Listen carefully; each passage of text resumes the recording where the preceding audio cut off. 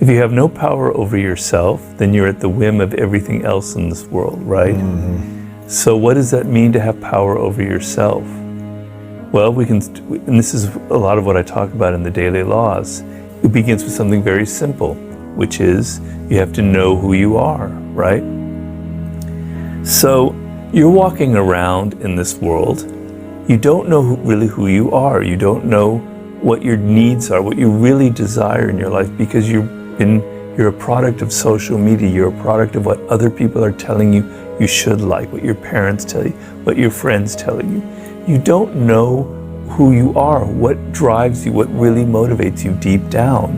And so you're kind of wandering in life. And when you're unmoored from yourself, everything else will affect you in a way that you cannot control, right? If you don't know, like, what you were intended to do in life, like what your career was that meshes with you well, right? You're going to be making all of these wrong decisions, and people will do things to you that you won't be able to understand why you're reacting the way you're reacting. Yes. You'll get lost. You'll end up in blind alleys with your career, and you'll go, man, I'm so helpless. I have no power. I have no control. The world is against me. It's 2021. It's the pandemic. No, it's you. It starts inside of you. The real problem is in you, not in the world, right? You don't know who you are. And it's not easy. I have sympathy for people because we're so distracted. We're so much in our phones. We're so much listening to what other people are telling us is cool on Instagram, on TikTok, on Facebook, etc. We're like creatures of media. We've been programmed. We don't know really what drives us anymore.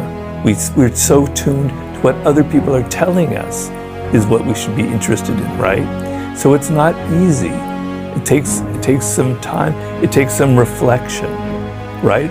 That means that you have to have the ability to step back, be alone with your thoughts, and as this book is talking about, meditate and reflect on your childhood, on who you are, on the mistakes you've made, on the wrong career paths you've taken, on the wrong relationships you've taken, and begin to construct an image of that real secret inner, the true Lewis Howes that lies buried deep within all the bullshit that people have added onto it. If you can't control yourself, if you don't know yourself, you can't control your own emotions. You're going to be reacting to everything that comes your way without understanding why you're doing that.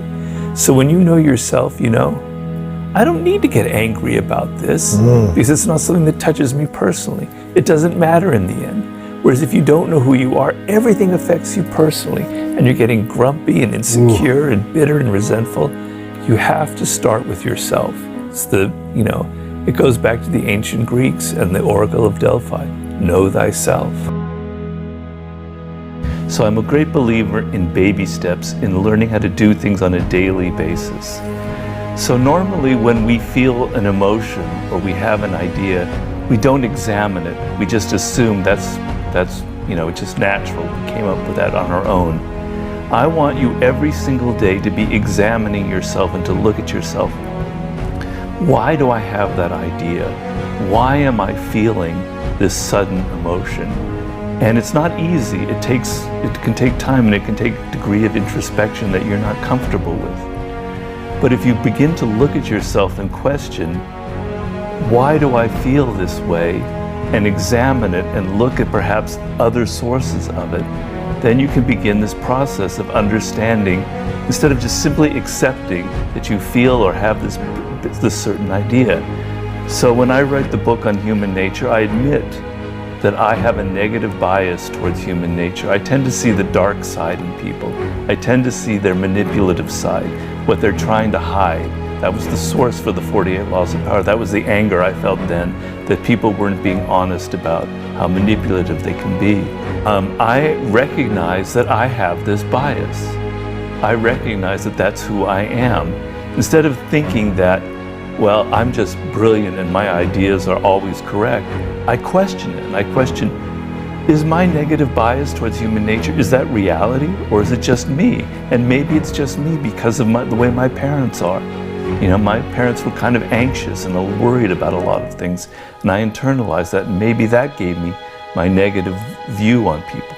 So I question it and I say, maybe it's not real. Maybe I need to read books that tell me the other side of the story. And there are plenty of books, that say that humans are great. So question yourself.